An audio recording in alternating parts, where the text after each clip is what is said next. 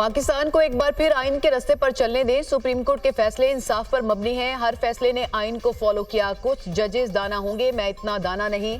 अदालत इंसाफ के तकाजों को नहीं, आइन और कानून का इतलाक करती हैं। नजरिया ज़रूरत के तमाम फैसलों में इंसाफ के तकाजों का ही जिक्र है। जब कोई ठोस मवाद ना मिले तो इंसाफ की अपनी मर्जी की तशरीह की जाती है। किसी जज से बदनीयती मंसूब नहीं कर रहा। चीफ जस्टिस काजी फाइज ईसा। सुप्रीम कोर्ट में सुन्नी इत्तेहाद कौंसिल की मखसूस नशिस्तों से मुतालिक केस जस्टिस अतहर मिनुल्लाह ने रिमार्क्स दिए। क्या अदालत आइन की संगीन खिलाफ वर्जी की तौसीक कर दे? क्या कमरे में मौजूद हाथी को नजरअंदाज किया जा सकता है? एक आइनी इदारे ने गैर आइनी तशरीह की और सुप्रीम कोर्ट तौसीक करे। क्या आप चाहते हैं कि हम नजरिया ज़रूरत को दोबारा जिंदा कर दें? जस्टिस मंसूर अली शाह ने कहा कि ये कोई पटवारी के जमीन के तनाजे का केस नहीं जो सिर्फ अपील तक महदूद रहे। मुकम्मल इंसाफ का इख्तियार और कहाँ इस्तेमाल करना है जब अदालत पूरी तस्वीर ही नहीं देख सके, क्या अदालत आंखें बंद कर ले? जस्टिस हसन अजहर रिजवी ने रिमार्क्स दिए कि कई सियासी जमातों को बोनस में मखसूस नशिस्तें मिली। इतनी नशिस्तें उन जमातों ने नहीं जीती जितनी उन्हें दे दी गई।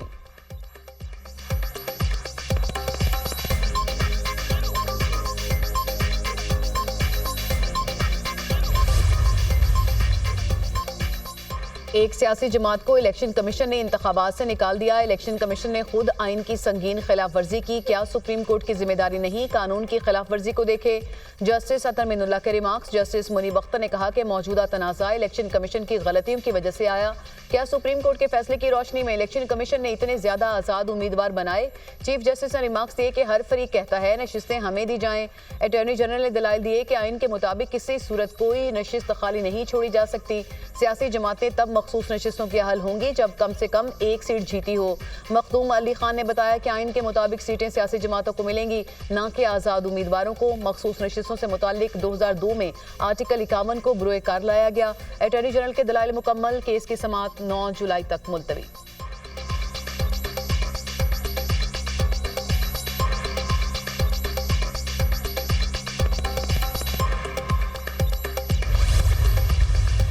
सारी दुनिया में क्रिटिसिज्म हो रहा है कि ये किस किस्म के इंतखाबात हुए थे, किस तरह से धांधली का एक आलमी रिकॉर्ड बनाया गया।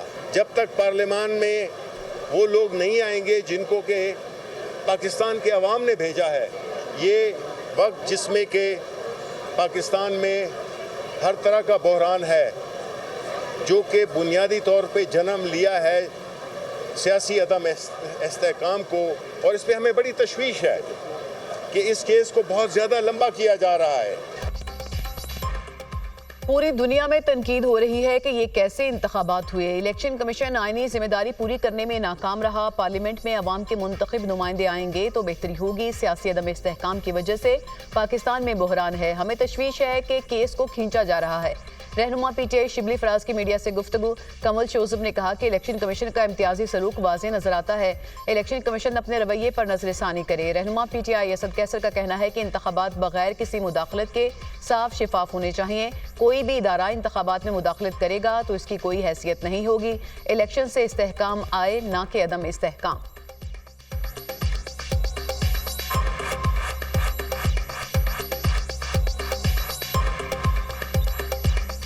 कोई भी इदारा जो है ना इसमें इन्फ्लुएंस करेगा तो उसकी कोई हैसियत नहीं होगी। बिल्कुल हम कहते हैं कि मुल्क में हमेशा के लिए जो है ना फ्री एंड फेयर इलेक्शन का एक मैकेनिज्म होना चाहिए ताकि मुल्क की जब इंतखाबात हो तो उसके जरिए इस्तेहकाम आए कि न कि अदम इस्तेहकाम।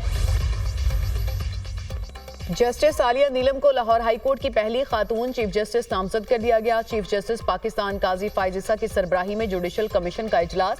Chief justice Lahore high court के लिए सीनियर तरीन जज जस्टिस शुजात अली खान, जस्टिस अली बाकिर नजफी और जस्टिस आलिया नीलम के नामों पर गौर किया गया।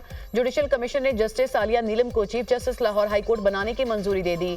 लाहौर हाई कोर्ट की तारीख में पहली बार खातून जज चीफ जस्टिस के ओहदे पर फायज। जस्टिस आलिया नीलम ने पंजाब यूनिवर्सिटी लॉ कॉलेज से 1995 में कानून की डिग्री हासिल की। 1996 में बतौर वकील रजिस्टर हुई। 1998 में हाई कोर्ट जबकि 2008 में सुप्रीम कोर्ट की वकील बनी। जस्टिस आलिया नीलम आईनी, सिविल, फौजदारी, दहशतगर्दी समेत दीगर शोबों में प्रैक्टिस करती रही। 2013 में लाहौर हाई कोर्ट के एडहॉक जज के तौर पर तैनात हुई। 2015 में लाहौर हाई कोर्ट की मुस्तकिल जज बन गई।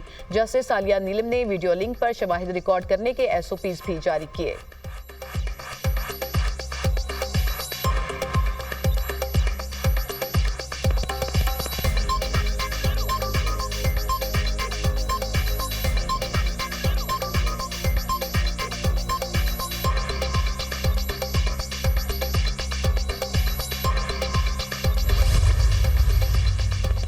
Justice Shafi Siddiqui Sindh high court के चीफ जस्टिस नामजद। जुडिशल कमीशन ने जस्टिस शफी सदीकी को मुत्तफिका तौर पर chief justice Sindh high court तैनात करने की सिफारिश कर दी। जुडिशल कमीशन ने मामला पार्लिमानी कमेटी को हतमी मंजूरी के लिए भिजवा दिया। जस्टिस शफी सदीकी का सीनियरिटी लिस्ट में पहला नंबर है।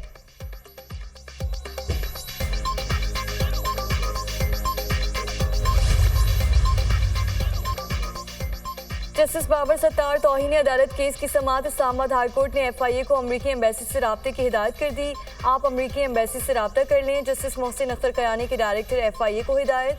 FIA के डायरेक्टर साइबर क्राइम्स की अदालत को ब्रीफिंग। क्या पाकिस्तान में इन कंपनीज के दफातर नहीं हैं?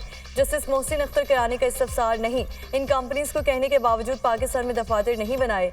एडिशनल अटॉर्नी जनरल का जवाब, हमारी हुकूमत की तरफ से कानून साजी ना होने की वजह से ऐसा हो रहा है। जस्टिस मोहसिन अख्तर कयानी का मुकालमा, अदालत ने केस की समाअत गर्मियों की छुट्टियों के बाद तक मुलतवी कर दी। जस्टिस बाबर सत्तार और फैमिली का ज़ाती डाटा किसने लीक किया? रजिस्ट्रार हाई कोर्ट का समाजी राब्ते की वेबसाइट एक्स के चीफ लीगल ऑफिसर को खत। एक्स से पाकिस्तानी तहकीकाती इदारों को मुतालिका मालूमात फराहम करने की दरख्वास्त। एक्स अगर नुमाइंदा भेजता है तो काबिल तारीफ अमल होगा। एक्स डाटा लीक करने वाले अकाउंट की शनाख्त में मावनत करें। खत का मतलब अक़वाम मुत्तहिदा इंसानी हुकूक के वर्किंग ग्रुप ने बानी PTI की गिरफ्तारी को आलमी क़वानीन की खिलाफ वर्जी करार दे दिया। बानी PTI और उनके दीगर साथियों की फौरी तौर पर रिहाई होनी चाहिए। नसलबंदी और हिरासत का कोई जवाब नहीं। बानी PTI की हिरासत गैर कानूनी है। इन्हें सियासी मैदान से आउट करने के लिए नाअहल किया गया। जिनेवा से ताल्लुक़ रखने वाली इंसानी हुकूक वर्किंग ग्रुप ने अपने बयान में कहा, बानी PTI की हिरासत पाकिस्तान का अंदरूनी मामला नहीं रहा। इस मामले को आलमी इंसानी हुकूक के क़वानीन के मुताबिक देखा जाए। इलेक्शन के मौके पर भी धांधली की गई और कई नशिस्तें इनसे छीन ली गईं।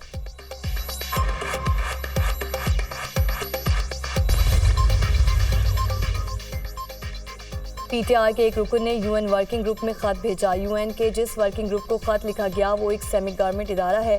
बानी PTI ने 2016 में लंदन जाकर PR फॉर्म की खिदमात हासिल की थी। इस PR फॉर्म से जुल्फी बुखारी ने मुतारिफ कराया था। जुल्फी बुखारी ने ही UN वर्किंग ग्रुप को पाकिस्तान के खिलाफ खत लिखा था। इससे काम पाकिस्तान पार्टी के रहनुमा ओन चौधरी की प्रेस कॉन्फ्रेंस कहा, तहरीक इंसाफ ने पाकिस्तान के खिलाफ साजिश की। आप दावा करते हैं मुहिब वतन हैं, लेकिन आप मुल्क दुश्मन हैं। PTI नौजवानों को गुमराह ना करे। आपका मकसद है कि मुल्क में आग फैले। आप चाहते हैं कि इदारे आपस में लड़ें। मुल्क और इदारों के खिलाफ किसी को साजिश नहीं करने देंगे। जिना हाउस को जलाने पर तहरीक इंसाफ की पूरी लीडरशिप माफ़ी मांगे। 9 मई शोहदा के अहले खाना से माफ़ी मांगे तो मैं भी साथ खड़ा हूँगा।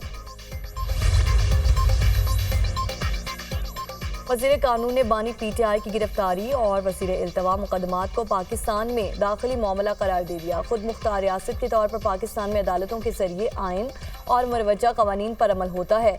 बानी PTI को मुल्की आइन व कानून और आलमी उसूलों के मुताबिक तमाम हुकूक हासिल हैं।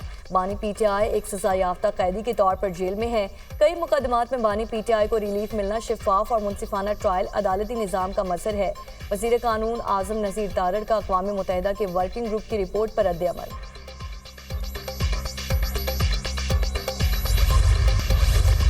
मुल्क के बेशतर इलाकों में शदीद गर्मी और हब्स की कैफियत बरकरार। महकमा मौसमियात की रवां हफ्ते मुल्क के बालाई और वस्ती इलाकों में मानसून बारिशों की पेशगोई।